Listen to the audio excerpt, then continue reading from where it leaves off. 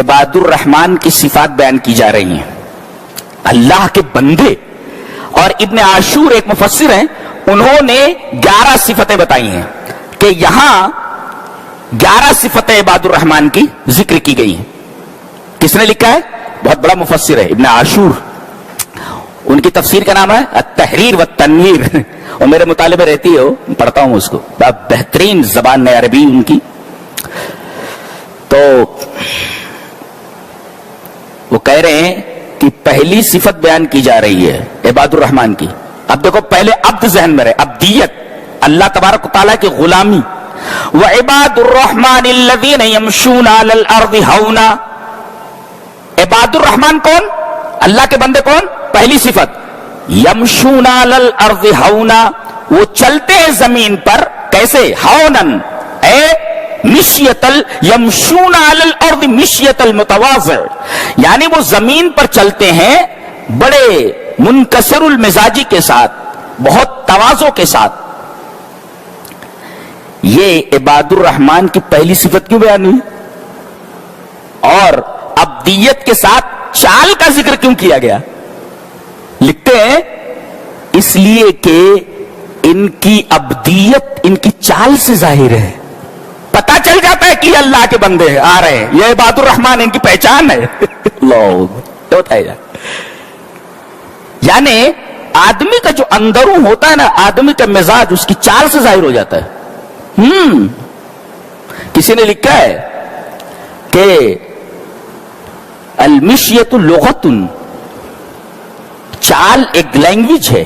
ہاں، المشیت لغت، جی آپ کی چال ایک لینگویج ہے جو بولتی ہے.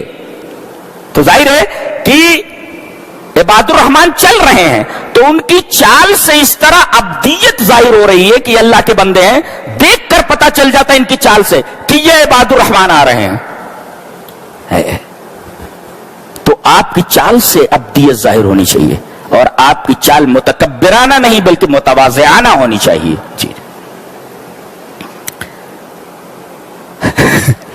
3 باتیں کہی گئی، بہت پیاری ہے، بہت غور سے سنو. ایک تو یہ کسی لغو جگہ پر جاتے نہیں. لغو کا مطلب بتا چکا ہوں، ایسی جگہ جہاں جانے کا کوئی فائدہ نہ ہو، ایسی جگہ لغو ہے. تو یہ لغو جگہ پر جاتے نہیں. والذین لا یشہدون الزور، زور جھوٹی بات، لغو چیز ہے. تو ایک تو یہ عباد الرحمان کیا ہے؟ لغو جگہ پر جاتے نہیں. وَإِذَا مَرُّوا بِاللَّغْوِ، اور اتفاق سے ابھی کبھی ان کو لغو کے پاس سے گزرنا ہو تو کترا کر نکل جاتے ہیں، شریفانہ انداز میں گزر جاتے ہیں، اس طرف دیکھتے بھی نہیں ہیں. تو ایک تو یہ لغو جگہ پر، فضول جگہ پر جاتے نہیں. اور اگر کہیں فضول اور لغو جگہ سے گزرنا ہو، وَإِذَا مَرُّوا بِاللَّغْوِ، ایسی جگہ سے جس کا کوئی فائدہ نہ ہو، گزرنا بھی ہوا تو بڑے شریفانہ انداز میں گزر جاتے ہیں، وہاں ٹھہرتے نہیں. اچھا، تیسرے، لغو لوگ اگر ہوں، لغو کسی فضول قسم کے لوگ، تو ان کے منہ نہیں لگتے. وَإِذَا خَاطَبَهُمُ الْجَاهِلُونَ قَالُوا سَلَامًا، جاہل بھی لغوی ہوتا ہے، اس لیے کہ اس سے بات کریں گے تو فضول ہی بات کرے گا. وہ فضول لوگوں سے الجھتے نہیں. فضول لوگ اگر بات کریں تو کہتے بھائی تو ہی ٹھیک ہے، جا السلام علیکم، تو چلے جاتے. تو ایک تو فضول جگہوں پر جاتے نہیں، والذین لا یشہدون الزور، اور فضول جگہوں سے اگر گزرنا ہو تو رکتے نہیں، شریفانہ طور پر گزر جاتے. اور فضول لوگوں سے اگر واسطہ پڑے تو کہتے السلام علیکم بھائی، ٹھیک ہے، تو ہی ٹھیک ہے. تو یہ عباد الرحمان. یہ رات میں کیا کرتے ہیں اور دن میں کیا کرتے ہیں، ہے مضبوطی سے پکڑو اس کو. دن میں یہ جب چلتے ہیں تو بڑے تواضع کے ساتھ چلتے ہیں. یہ حالہم بالنہار، یہ ان کی حالت دن کی ہے. اچھا، والذین یبیتون لربہم سجدا وقیاما، اور یہ لوگ اپنے رب کے سامنے رات سجدے اور قیام میں گزارتے ہیں. وحالہم باللیل، رات میں ان کی یہ حالت ہے. تو ان کی دن کی حالت کیا بتائی گئی کہ چلتے ہیں تو ان کی چال سے عبدیت جھلکتی ہے، اور رات میں ان کا کیا حال ہے کہ سجدوں میں اور قیام میں یہ اپنی رات گزارتے ہیں. وحالہم باللیل, رات میں ان کی حالت ہے. اور خاص دعا کیا کرتے ہیں وہ دیکھو.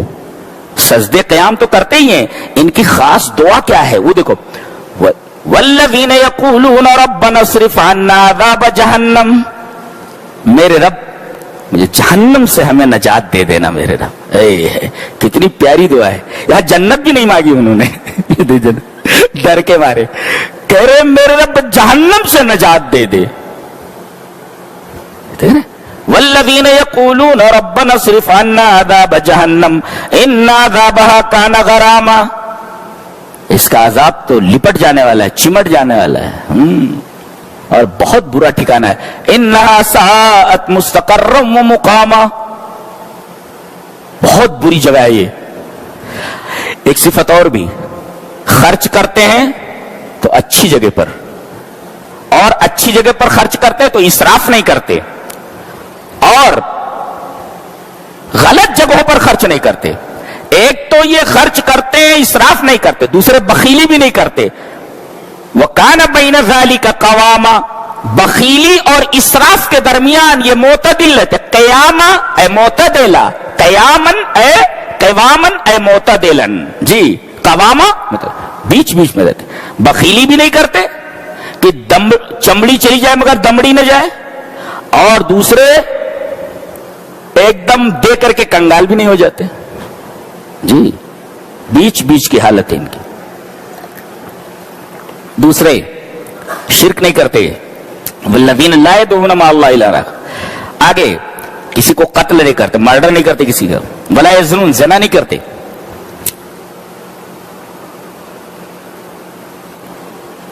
کہتے ہیں اور ایک دعا کرتے رہتے, کیا والذین یقولون ربنا ھب لنا من ازواجنا وذریاتنا قرۃ اعین, اے ہمارے رب ہماری بیویوں کو اور ہماری اولاد کو ہماری آنکھوں کی ٹھنڈک بنا.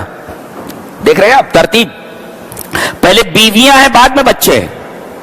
ھب لنا من ازواجنا وذریاتنا, تو ازواج کو کیوں پہلے لایا گیا؟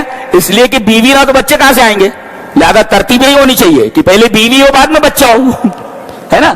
اور دوسرے ایک صاحب نے لکھا ہے لِأَنَّ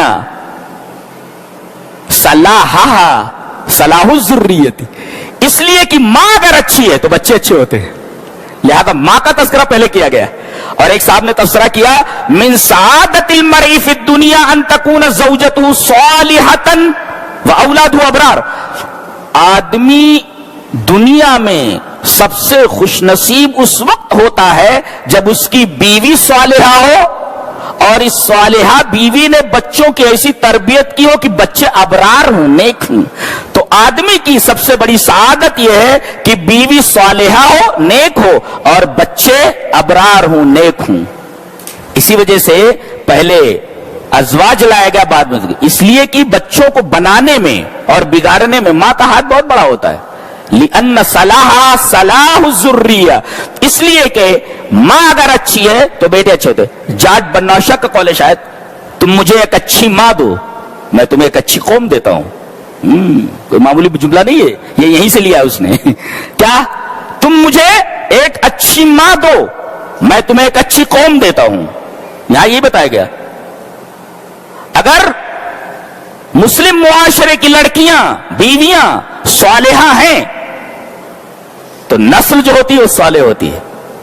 آج مائیں صالحہ نہیں ہیں, لہذا بچے بگڑے ہوئے ہیں. نہ اللہ اور اس کے رسول سے, دین اسلام سے کچھ لینا دینا نہیں. اب اگر وہ شکایتیں کریں اللہ سے دنیا سے تو یہ شکایتیں بیجا ہے نا, بیکار قسم کی.